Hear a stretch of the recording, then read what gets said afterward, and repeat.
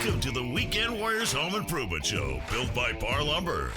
When it comes to big or small projects around the home, Tony and Corey have got the know-how and the answers to make your life just a bit easier. Here they are, your Weekend Warriors, Tony and Corey. Hey, welcome to the Weekend Warriors Home Improvement Show, built by Par Lumber. I'm Corey Valdez. And I'm Tony Cookston. Thanks for tuning in with us today. We're on an amazing weekend here. We've got an excellent show planned out for you today. We are on location at Par Lumber in Hillsboro, and we're sitting with a local celebrity. Local celebrity. Honestly, I'm not even sure that his celebrityism is just local. It may be national. I would say it's national. So we've got this guy here, larger than life. We're going to tell you who it is in just a second. But this is the thing.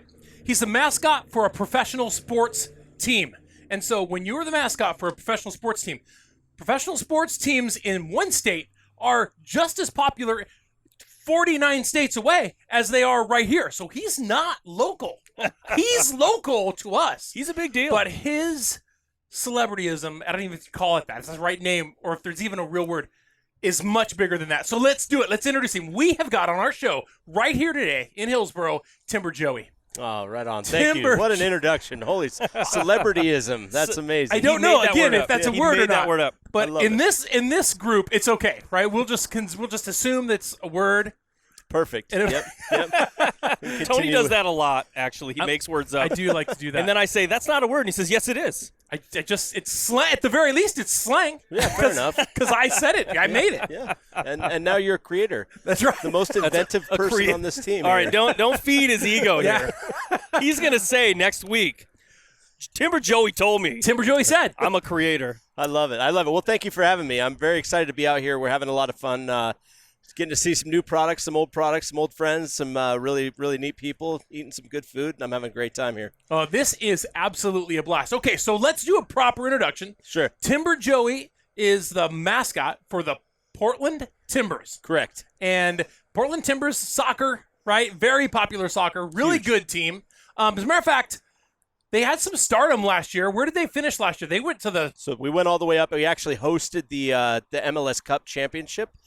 We lost in PKs, which is kind of something that I'm not really into. I don't like ties, but I definitely don't like going to PKs. I think there's a better way to do this, but I'm not the guy who creates it, so I don't know really what Right. it is. But there's got to be something better, because going to PKs, it's a 50-50 shot, you know. But, that game was amazing because they came back. At the end, At the very end. 95 minutes in or something, they came back. Yeah, absolutely To tie the incredible goal to tie the game. Sent the entire city in a frenzy. It was really special. A good moment for me. I got to jump off the log and get a hold of Timber Jim, give him a big hug, and I told him, I'm cutting half the log. You're cutting the other half. His daughter was there. Both of his daughters that are live were there.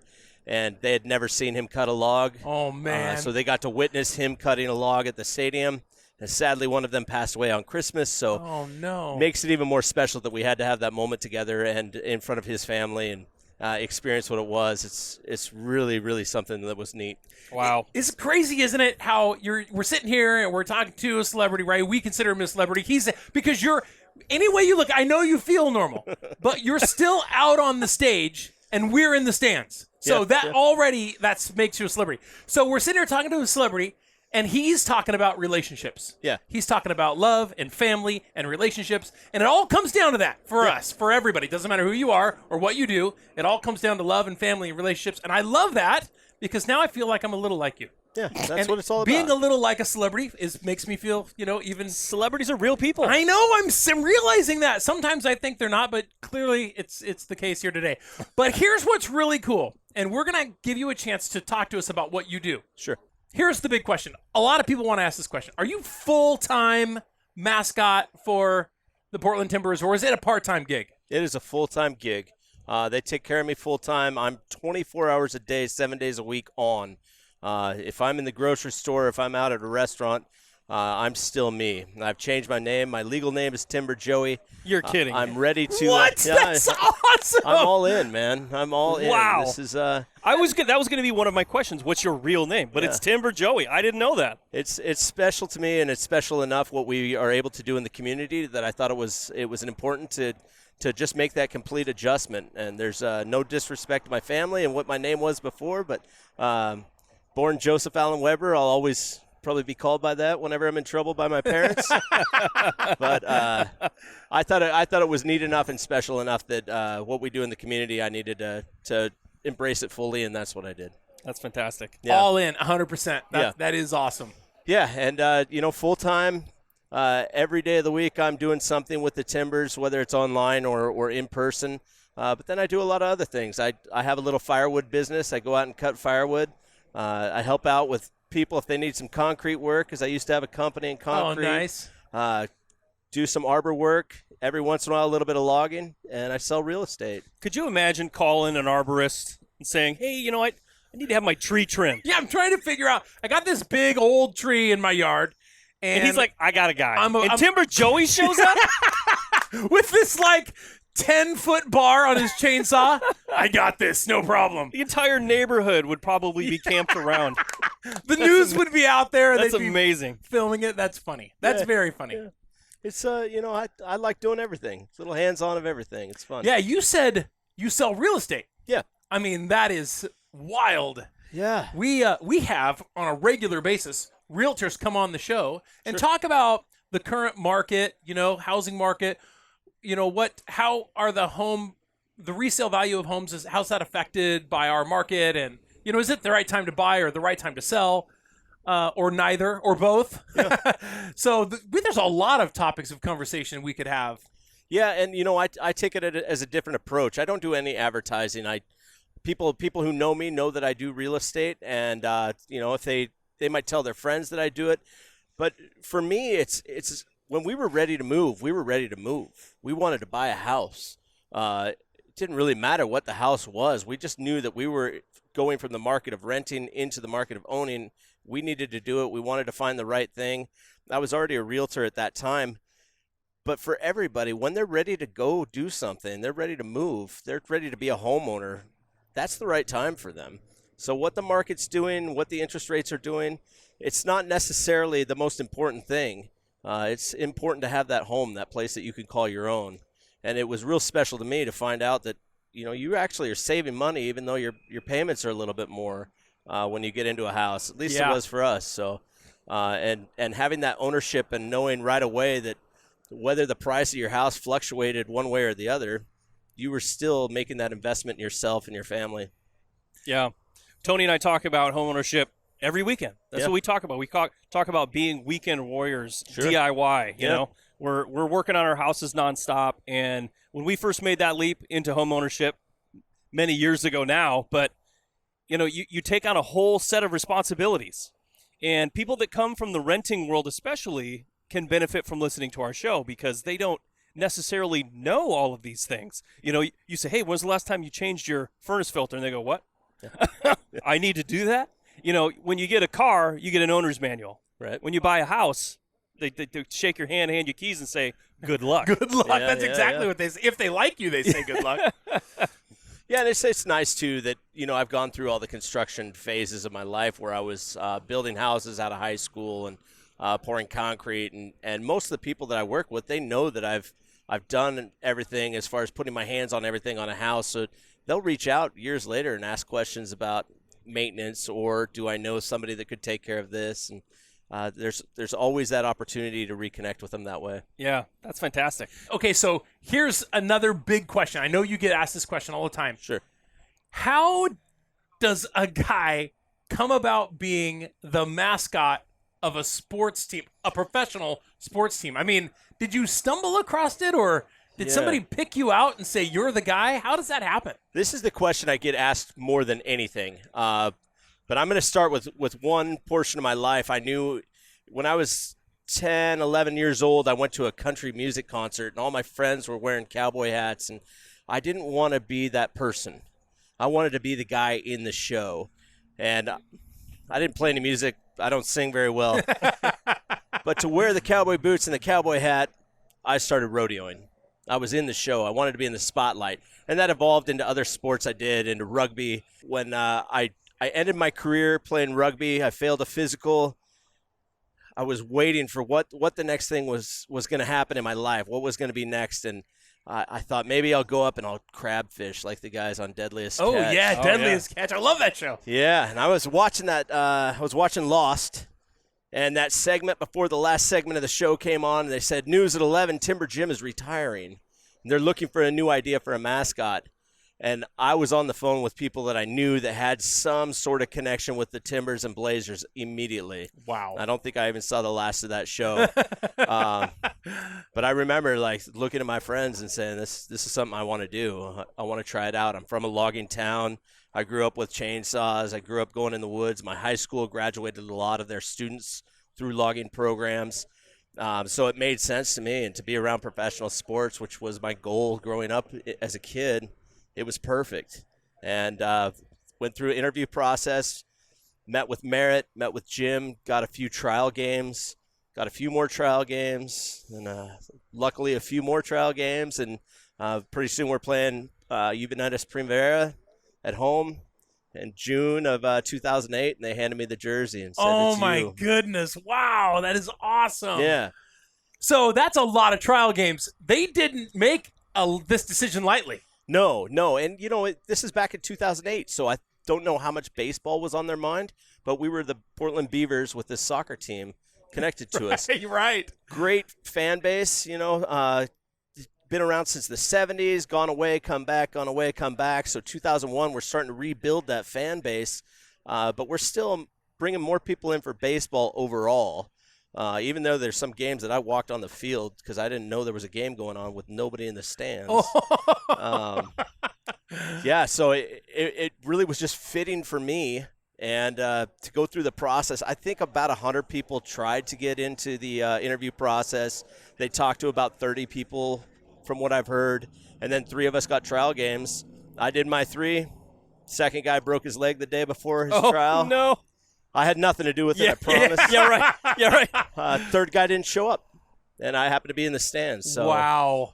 Very, very fortunate to have the opportunity to try out, and glad that it turned into what it is today. 1 in 100. Yeah. 1 in 100. Yeah, that's also awesome. I'd say 1 in 8 billion right now. Yeah, no kidding. Yeah. I mean, you really look the part. I mean, you're a big guy. Yeah. You said you played rugby. Played rugby. I believe it. Yeah. Got that big beard. And the beard comes and goes. Yeah. I was just telling someone earlier in 2007, December, I decided I'd quit shaving, and it took me about 3 months to get any peach fuzz going on my face. And that was after the first part of the interview process. So, yeah, it just came in at the right time, I think. Yeah. I love it. That is great. That is absolutely great story. So the first game, trial game 1. Yeah. I mean, prior to that, you had to be thinking, all right, first of all, I got to be kind of like the other guy. Right. But I got to be a little bit like myself. Yep. And then you weren't really sure what that was because you've never really done that before. But Yep. you grew up in a logging town, so you're channeling some of that logging heritage. Yeah, I knew the points. I knew the hard hat. That was something new that I brought in. I knew a chainsaw, and I knew a log. I've been on the field in front of as many people were at that game before, but not in that setting. And when they announced me and told me I could go out on the field, and they announced me as trialist, I walked out on the field, and there was nothing in my life that I've ever done that I was that focused, locked, and nervous at the same time. My face was locked into a smile.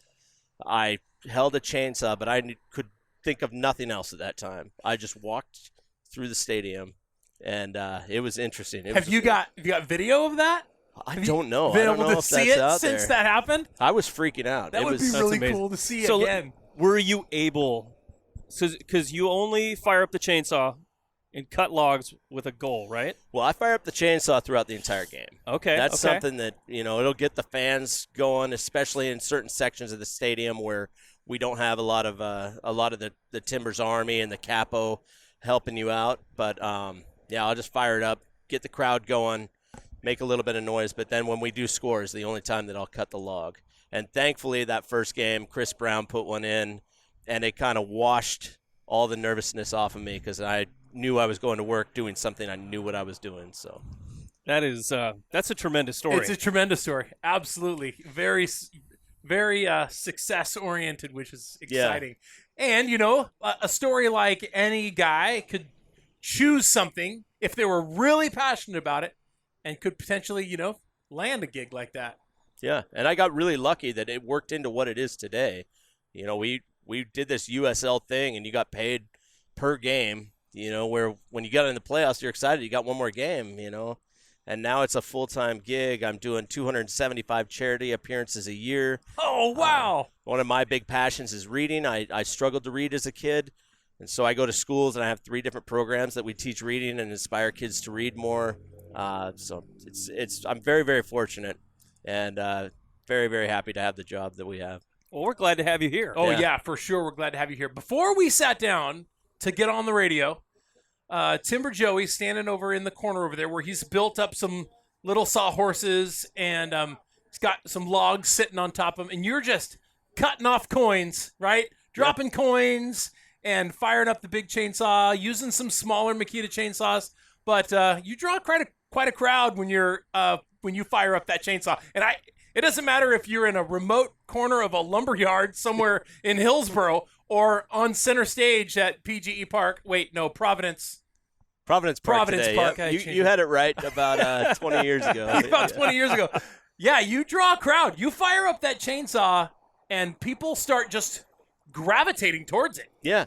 Which is wild because it's loud and kind of scary, and yet people just relate with that sound. Do you feel that way? Oh, yeah, 100%. When I was standing over here and he started it, you immediately turn around and saw faces just start walking that way. Yeah, they just start walking that way. Kind of like I don't know, kind of like just awe-faced. Like, what's going on over here? I don't know, but I'm going to just move that direction. It's a beast of a saw. Yeah, it's a beacon for sure. It's a saw that they've custom built for me through Makita. Makita was a sponsor for Major League Soccer when I came into Major League Soccer in 2011, and they stayed with them for a few years. My first game, I carried out my own personal chainsaws, and I think Makita called MLS and said, "Hey, we're the sponsor." So they gave me a few chainsaws to use, and I said, "Well, these aren't cutting it," and so they custom built me a Literally. couple. Flew some in from Germany, and now we have a couple of the best saws in the world up there for the Timbers awesome. games. Are they stock, or are they hopped up? Do they have some motor work? Yeah, the one that I'm cutting with has a lot of motor work to it. The ones that I carry around the stands, we keep them pretty muffled, just to keep the sound down to make sure that it doesn't hurt people's ears. Oh yeah. So they're stock for the most part, but the one I cut with there's nothing like it. It's built out. Is that the one that you cut the saw with that you brought with you today? Yeah. It's cool because the bar has got the Portland Timbers logo in a couple of places on it, and then an Oregon logo in the middle. Yeah. And what is that? It's an Oregon bar. I mean, right? I see it on your suspenders. Yeah, so Oregon Tool it's a company right here. It's right outside of Clackamas, Oregon, and they build every single bar with exception to one company in the entire world. Okay. So if you buy a Husqvarna chainsaw, that's an Oregon bar coming with an Oregon chain. If you buy a Makita chainsaw, that's an Oregon bar and an Oregon chain. So they own fabrication plants all over the world. They're the number one chain that you can buy for a chainsaw, and we're real lucky to have them here, and they take really good care of me and create good stuff. Yeah. I mean, obviously, you're looking at the logo, and it says Oregon. Yeah. Everything says Oregon here because this is Oregon. Yeah. But I could see that it was a logo and that it was registered. Yep. So I knew there was something going on, but I didn't know what it was. That's very cool. Yeah. I mean, usually at a game you'll see me in Carhartt jeans, but whenever I'm cutting, I'm wearing my Oregon cutting pants. They're Kevlar lined. They're very comfortable. Yeah, you wouldn't. I mean, you're not wearing chaps because these are chapped pants. Chaps, but they're pants. Yeah, and so you would think that you're just wearing normal black pants, but there's a label right on it. Yeah. Class 1. Yeah. So those They're chaps rated. are designed that if you were to hit your pants with the chain, they will suck so much fiber that expands so fast into the chain brake that it will actually stop a chain at full speed. That's an amazing. It's amazing. I've actually seen videos of it where they put it in a some sort of thing and test it. Yeah, I've seen sucks it right in and stops the saw like immediately. I seen them do it on a mannequin that was chaps, and they did it and it just gums it up and stops it. Yeah. Yeah, if you've ever seen chainsaw accidents live, you'd be lucky to wear these pants. Ooh, man, yeah, I wouldn't. They're not pretty. So I wouldn't especially be in a able to deal homeowner with that. situation, Yeah. A lot of homeowners won't think to wear protective gear like this. It's rather expensive, but one hospital trip's very expensive too. That's true. That's very true, and especially in a DIY setting. Yeah. I totally agree. I haven't used a chainsaw in years. Yeah. And I'm a DIY guy. I just don't have the use. I don't have trees to cut down. I don't have big limbs to cut down that I can't use a hand saw for. So if I were out somewhere having to use a chainsaw, I would feel a lot better wearing a pair of Oregon chaps. I mean, I hear where you're coming from, but Makita makes a cordless chainsaw, with a 10-inch bar. Yep. That is not more dangerous or harder to use than your 12-inch double bevel cordless compound miter saw. Sure. Made by Makita. Yeah, with I a agree with laser you. sight. Just saying. So they make something that's smaller, Yep. lighter, with a shorter bar. It has all the same safety features. It's got the anti-kickback, right? Yep. And so I just challenge you to pick up a chainsaw again, a Makita cordless chainsaw, utilize it here today, and realize, well, that doesn't seem so intimidating. Now, you're not picking up Timber Joey's chainsaw. Not in a million years. How long is the bar on the chainsaw you have here today?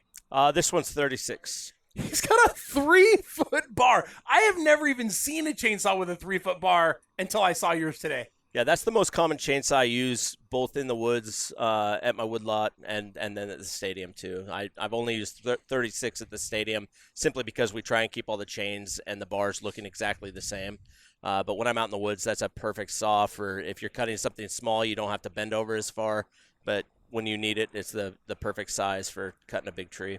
What is the biggest? We only got like a half a minute here, but I want to know, what's the biggest bar you can get? I've got a 72. A 72-inch bar. Yeah. How do you wield a 6-foot chainsaw? Sometimes you have to. Oh, we my have big goodness. trees here in Oregon. The hardest part about that is not carrying the saw or using it. It's getting that saw started. So, when I come out here to these demos and I get to just push a button and pull a trigger on an electric saw, I get pretty excited about that. I guess you got to have big muscles like you. All right, we got to take a quick break, but we'll be right back with more from Timber Joey. You're listening to Tony and Corey, your Weekend Warriors. Don't go away. Hey, before we finish this video, don't forget to like and subscribe and sign up for notifications. We don't want you to miss out on new Weekend Warriors content. Hey, welcome back to the Weekend Warriors Home Improvement Show, built by Par Lumber. I'm Corey Valdez. And I'm Tony Cookston. Thanks for staying with us today. We are talking with Timber Joey, live on location at the Par Lumber in Hillsboro grand opening. 30 years Par Lumber has been open at this location. They just went through this amazing remodel. So if you're in the Hillsboro area, you should stop by and check out the store. It is phenomenal. Chris, the manager, did an amazing job in there. Did you see the gigantic plasma cut metal sign they put in? Oh, I did. It's backlit. It's unbelievable. Yeah. The address Very here cool. is actually 21700 Northwest Wagon Way in Hillsboro, right off of the intersection of Highway 26 and Cornelius Pass. Anyways, the store inside here is unbelievably beautiful. Lots of amazing products. And so anyways, that's where we're at. And we're talking to Timber Joey, Yeah. the mascot for the Portland Timbers professional soccer team. And I was just marveling at how many things you do in your normal life, and you mentioned realty, which Yes. Corey and I talk to realtors all the time. Sure. And it's very interesting because homeowners out there all want to know, what do I need to do to my house to make it the most resellable, or to get the most value out of it, or do I not do anything at all and just try to sell it now? Or are there any projects that might hinder the sale of your home? Oh, yeah, that's a Sure. great question, Sure. actually. Yeah, I think the biggest thing is if you look at your house and you say, if when somebody walks into this house, is this the house that I would want to live in? is it cleaned up? Are your carpets cleaned? Is all the paint touched up right? Looking nice. I don't think you have to put a lot into your house to get it ready for sale, especially in this market right now. But you definitely want to make sure that you present it to make it look appealing to those people that are going to be coming in. And if you're not happy with it, somebody else probably isn't going to be happy with it either. True. The more eyes you get to see, they get to see your house, the more people are going to have that opportunity to see the way that I see it. What would I change to make it better? When I move in, what's the first thing I'm going to do? I think that's what I want to see when I present a house that my clients are trying to sell is get it to that point where it looks great and the questions aren't, who would clean this house or who would touch up those things, but what's the next step to make this a better home? Yeah. Yeah. It's I think probably the biggest word of the day is declutter. Yeah. Declutter. Declutter. My wife and I have been we always look at houses. Sure. We live in a modestly sized house. We have 2 kids. It's just a little too small. But the market is so insane right now. I mean, it has to be the right house. But man alive, when I look at pictures, I get the little updates on Redfin or whatever, and I look at the pictures, I said, oh my goodness, they couldn't even clean their bathroom. They're taking pictures of this messy house. Yeah. That just blows my mind. And I guess maybe in a market like this, people don't care. Well, my friends just sold their house, and they put it on the market twice. The first thing they put on the market was the house that they were currently living in, which was these child-sized rooms that when their kids grew into high school, they put in bigger beds that took up a lot of the space. Yeah. And they had grown their furniture and their belongings throughout the last 25 years. And now they put their house on the market. The first time they put it on, they left everything in there. It was nice and clean and a great place to go visit, but the space wasn't being shown off, and so as soon as they took all that out, put it back on the market, this house sold in a day. Crazy. So that's a pretty good tip for people. So you say, Corey, a couple of times in the last minute or so, this is an insane market. It is. And so you said, I have to make sure that I pick exactly the right house because this is an insane market. But I don't really know what that means because I'm thinking this. If houses are really expensive and choosing the right one is important because they're expensive, well, doesn't that just automatically make your house worth more as well? Isn't the gap between what you've spent and what you're going to spend going to be the same no matter whether it's up or down? No, yeah. I mean, that's the thing is like a lot of people, I've had this conversation with a lot of people too. I can get so much money for my house. Sure. Which is great, but you still have to go buy another house. So, yes, we would be I think we would have to pay a lot more than what we would sell our house for to get what we want. And that's what I'm saying. But I've spent the last 7 years remodeling every room of my house. Yep. So I'm not going to buy a house that I have to remodel anything. Sure. You know? So, I mean, that's kind of like where I am. But I'm in no hurry to move. It's just a different situation. We're just looking. Yeah. So always looking. So here's the question. Timber Joey. Yeah. Is it feasible then that it doesn't really matter what the price of the house that you're looking at has gone up to, as long as you're fixed on the amount of more than you've spent on your home that you're allowed to spend, even if it goes up or down, right? I would say that that would probably be the case a few months ago, but now we're starting to see interest rates climb, and that's going to take money out of your pocket every single month. It's going to adjust your monthly income. So it's kind of hard to say there, like, where do you want to be? And, right. And, there's a buyer for everything and a house for everything. You're saying you don't want to touch your house next time you move in. There's a lot of people that look at a house like I did when we moved in. I walked in, I needed 2 bathrooms, 2 bedrooms, and a fireplace, and walked into a 2-bedroom, 830 square foot, 1 bath that was tiny, and no fireplace home. And I said, this is it. Because I could visualize and see what we could do. Yeah, yep. We've been there 5 years, and I still haven't put that second bathroom in, but it's in the works. And we've learned to live with it, and we're happy. Yeah. It's a big difference too. Is people saying I'm house hunting or I'm shopping for a home. Mm-hmm. And that's a good way to ease your mind as far as, do you want to go out and buy an investment property for the dollar, or do you want to go out and buy an investment property for your family and Yeah. your personal life? Let's say we talk about the cost versus value report that comes out every year. Right. And it's subjective, right? Because the return on an investment for, say, a swimming pool in the Pacific Northwest is pretty low. Yeah. But some people want it. I mean, if you want it, you're going to get it. Yeah, well, it's subjective in more ways than one. You're talking to Timber Joey, who's going to tell you that he's installing his own bathroom. Maybe he's subbing out some of the work. Maybe he's subbing out the electrical and the plumbing or whatever. But when you look at the cost versus value report, they're saying you're paying a contractor normal rate. Yep. He's marking up the product probably, and he's paying normal rate. And, you have to look at an average across the nation as far as costs and stuff, blah, blah, blah. But then you got Timber Joey's going to go in there and do at least half of the work himself, all of the demo.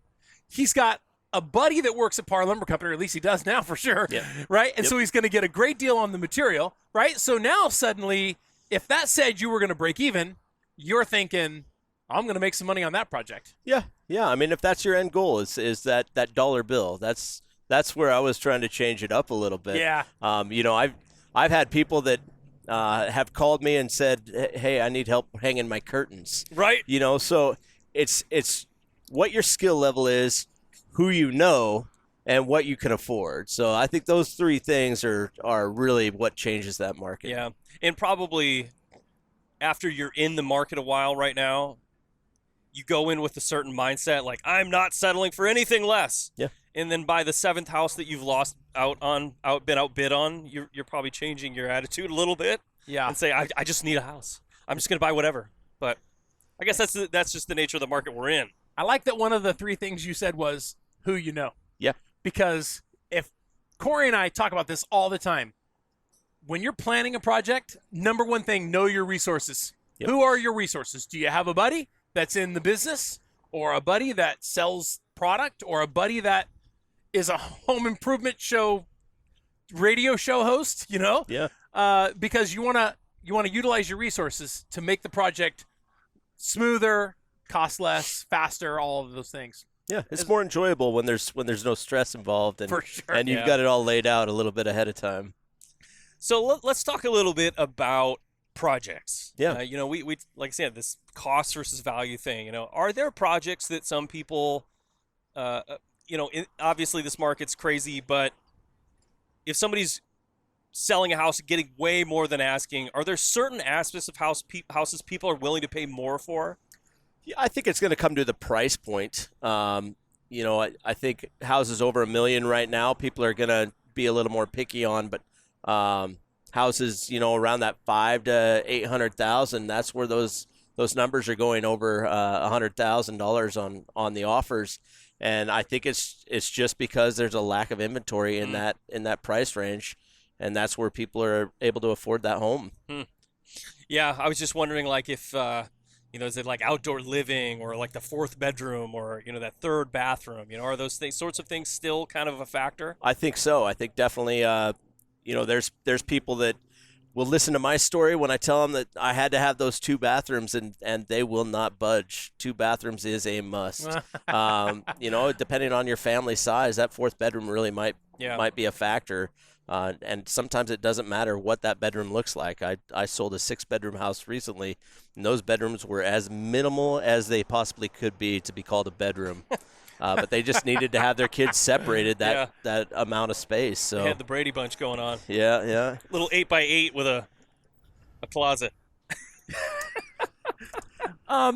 So I was just thinking about this question. When you're showing a house, right, and you're talking to the potential buyer or whatever, do you find yourself being biased about, how you feel about the home versus what they were looking for? Ooh, that's gotta be because hard. they're probably going to say to you, I know they do, what do you think, right? Yeah. You're showing them the house because you felt like it would fit their need. Yep. But then they're saying to you, what do you think? How do you do that? A lot of times it just takes a couple houses. I just showed one couple out of Seattle, I think 6 houses this week, and the first couple were condos, and they're very into soccer, and they really wanted to be real close to the stadium. And I was like, well, this is this is kind of that real close to the stadium thing, and they were into it. But at the end of the day, they said, we need a house. We want a little tiny yard for our little dog to be able to just go outside so we don't have to push a button on an elevator to go downstairs with the dog. And it took a few houses to get that out of them. But once it came out, now I know that that's what we're going to be looking for. Yeah. I would have a hard time, I think, as a real estate agent, because I know you're so opinionated. I am. I mean, I'm picky. Yeah. I mean, I look at things differently than other people would. Yep. I'm looking at quality of work and those sorts of things, and I would have a hard time. Yeah. I have friends who are looking for houses right now, and he asks me my opinion all the time, and I'm probably just too brutally honest. Yeah. I'm like, man, that's terrible. I'd rip all that tile out, just stuff like that. And I'm very honest with my clients as well. Yeah. The big difference is when I look at something, I see how it can be changed. Yeah, I see how you can fix something. Because I've been in there. I've gone in there and done it. When we first looked at our house, I thought it had a camo toilet seat. Eventually, we found out it was supposed to look like marble. But that was the first thing that stood out in that house, was that this toilet seat was that awful. And before I started ripping the walls down, because I took it down to studs before we moved in, before I started ripping the walls out, I changed that toilet seat. Even though I changed the toilet 6 weeks later, I had to get rid of that toilet seat. It's the very first thing. Yep. You mentioned earlier that one of the big drivers is the fact that there's low inventory. Yeah. So Corey and I have gleaned over the years that an average or a healthy inventory is 6 months. That's what we've come to believe. So probably around there somewhere. Yeah. And the last we heard, the inventory was hovering around 2 months. Yep. So 2/3 shy of the amount of houses that should be available. Does that seem like that's what's going on still? Yeah, and people saying 2 months, I think that might even be a little bit of a push. I haven't had a house in the last couple of years that lasted more than a couple days on the market. So, and I don't know of a lot of people who have, unless they had something very unique, high price point, or needed a lot of work and had to come in all cash. Other than that, everything's going as fast as it goes on the market. So. Okay, so this is a big question. Every homeowner that's thinking about selling their house is asking this question. Mm-hmm. Do we paint the walls before we list it? It's going to show up better in pictures. The buyers are doing their own research now. It's not a paper copy that comes to realtors and they go through, see what's out there, and then they take their client and show a few houses. They're seeing the inside of the house before the realtor even knows they're interested in that house. Right. So the better pictures you have, the better light that's coming off of your walls, the better it's going to show up, and the better somebody's going to look at it and see. Okay, so That's the second one is another big one. Carpet. If you've got carpet, maybe you had pets, maybe you have some stains. Yeah. Are you replacing carpet or whatever that has stains before you list the house? I would spend the money and see what you can get out of cleaning it. Okay. Because so many people are going to come into a house, and if it's got carpet on the floor, they're going to say, "Oh, no, got to get hardwoods. It's got to go anywhere." Probably Or getting pulled rip it out, anyways. tear it up anyway. Yeah. So if you clean up that carpet and it still looks like it's completely destroyed, that's when I would change it. If you clean it up and it looks okay, I'd leave it in there. Yeah, I agree with that. That's a really good outlook. You're going to spend a lot of money on carpet that somebody might come in and say, I don't like this anyway. Yeah. Landfill it. And It just seems silly. Well, I've not silly. had a client that's gone into a house and not said, I can change these floors. The floors are the thing they can change. For some reason, it doesn't hit them that they can change the paint color, Right. or that Or they the can trim. change the countertop or Yeah. the trim. They know they can change the floors. Yeah. It's a real simple fix in their mind. So, yeah, I would just clean it up as best as possible and let the new buyer decide what they want to do. What do you think is the most popular countertop right now? Ooh. I mean, 10, 15 years ago it was granite. Granite, It yeah. had to be granite. If it wasn't granite, I'm not buying the house. Yeah, I'm seeing a lot of quartz now. Granite's still pretty big. I just put in some walnut butcher block Sweet. into mine, Ooh, so nice. it's pretty sharp. I really like the look of it. But again, I'm in a small area, so I could put in a couple boards. But yeah, I think wood's starting to come around a little bit more. Interesting. We're seeing a lot of butcher block wood that is being sold. I haven't seen a whole lot in houses, but I think Yeah. more and more people are going to the wood. Concrete was big for a while. That was hot for a minute. Right when I was in the concrete industry, and I did a few concrete countertops, and it wasn't for me. Yeah, It's it's not an easy thing to get and have it turn out really good. Yeah, it's messy. It doesn't. Yeah, it still feels porous no matter what you put on it. Yeah. But I think granite and quartz is probably where the high end stuff's at right now. All right. Corey and I went to a place in Portland. As a matter of fact, I think there's a sticker on this box. Gobi. Oh yeah, yeah, Gobi walnut. That's where mine are from. Yep. And I saw their butcher block. They had it leaning up right in the corner. They had like 3 foot wide, 4 foot wide pieces that are 8, 10, 12 foot long. It's beautiful. It's gorgeous. Yeah, in fact, so gorgeous. My firewood company picks up some of the stuff that they're going to throw out. Instead of it going to the landfill, I take it and we do a little bit of project work with it, but for the most part, it turns into firewood. We did a video series about 2 years ago. We built a farmhouse table for Tony. Yeah. And we went to Gobi and we picked out, I don't know, 5, 6 pieces of black walnut that was, live edge stuff, And we had never, I've done a lot of woodworking in my life, and I had never attempted anything like that before. And we tackled it, Weekend Warrior style. We built a base out of like 4x4s, and 2x6s. No, 6x6s. 6x6. Yeah, that's right. That table weighs about Big, 450 beefy. pounds. It's 8 feet long and like yeah. 32 inches wide, and 5/4 walnut on top. That's it. Wow. It's live edge, not live edge, but it's bare edge all the way around. Sure. And about 1 inch thick. Yep, we planed it, jointed it, cleaned it. We attached the Amazing. planks together on top from underneath With Craig jig. With Craig jig. Really? We just screwed them together. Oh. And is this outside? No, it's in my his dining living room. room It's table. your dining yeah. room table. Oh, that's It awesome. turned out very nice. Yeah. I mean, we spent, how long did we spend on that thing with the belt sander? Oh, we were belt sanding for an hour at least. Just both of it. He's like, "Here, take over." Your arms Jello. are just Yeah, going yeah, like yeah. that. Just back and forth, Yeah. sanding on this. It turned out amazing. My countertops were plain, but it took a good 3 or 4 days of real fine sanding to get it down to where I wanted it. And then I think 7 or 8 coats of some sealer, and then we ended up putting wax on the end the end, and Oh, nice. it turned out really nice. It's a good soft feel. But I yeah. bet it's gorgeous. Absolutely Walnut gorgeous. is all wood in my mind is beautiful. yeah, So yeah. I agree. So, do you live on a piece of property that's got Yeah. trees, big trees? Yeah, so I've got four oak trees that they're Oregon white oak, and I think they're supposed to be around 300 years old. Oh Oregon my white goodness. oaks Oregon are white oak, beautiful trees. During the pandemic, I was home a lot, so I took my 4x4x4 chicken coop and turned it into 8x8x8. Turned 5 chickens into 12, added 5 ducks to it, Wow. and then my friend told me he had some vintage windows left over, so I built a big 16x10 greenhouse with vintage windows. Oh, you've been busy. Yeah. Now we're ready to tackle our garage and do a full remodel there. So this is a personal question. How Yeah. do you like those duck eggs? I can't really tell the difference. My wife puts them in the scramble. And Oh. the chickens used to lay their eggs up on their chicken box, and once the ducks came in, they lay their eggs wherever they want. But where they usually sleep, now we find chickens down there all the time, so we can't really find the difference until you start cracking them open. Oh, okay. I thought that duck eggs traditionally were a little bigger, but are they not They necessarily? might be. I've That'd got be a some goose big egg. chicken eggs, Maybe thinking too. of a goose egg.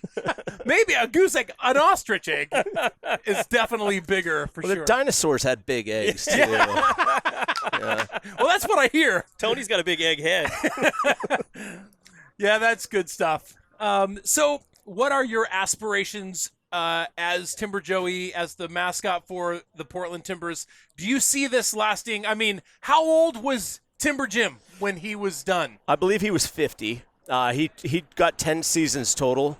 So a few years ago, I surpassed that. Surpassed his games, surpassed his log slices.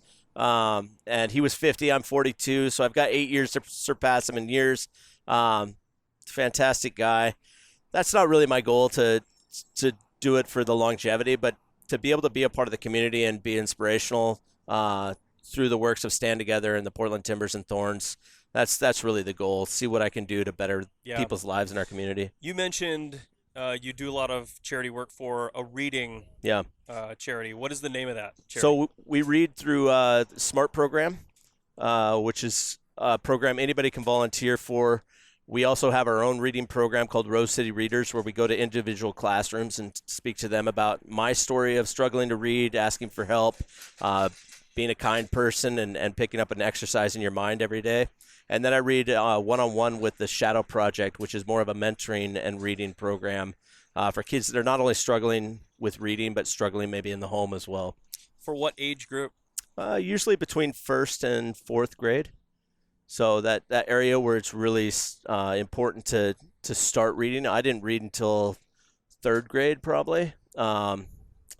Didn't really know that I had an issue not reading, but when it came to actually picking up a book, I struggled. My parents recognized it, got me into OSU really early, so I was a college student before most of my friends, and got to read, and now I get to tell the story that I don't know. it's okay. It's not just you. Yeah. I also had a reading problem Yeah. when I was growing up. I used to have to sit in front of a reading machine, which would just the paper would feed in the bottom, and or maybe from the top, and you would just read as it fed through. And if you couldn't keep up, you had to stop it, and then it counted how many times you had to stop it, and that's how they determined. And then, of course, you had to take a test after to see if you comprehended what you read. Yeah. Terrible. I mean, I had reading classes when I was the only person in there. Yeah. All the other kids were, moving on, and I was struggling to read. And that's because I can't focus on anything long enough to get To this day. to this day.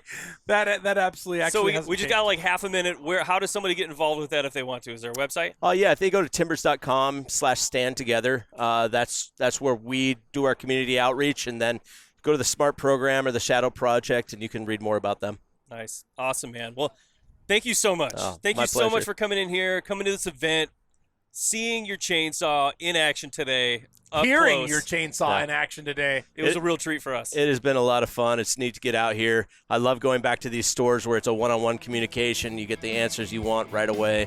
It's been really special, and to meet you has been phenomenal. So thank you very so much. Yeah, awesome. All right, that's all the time we got.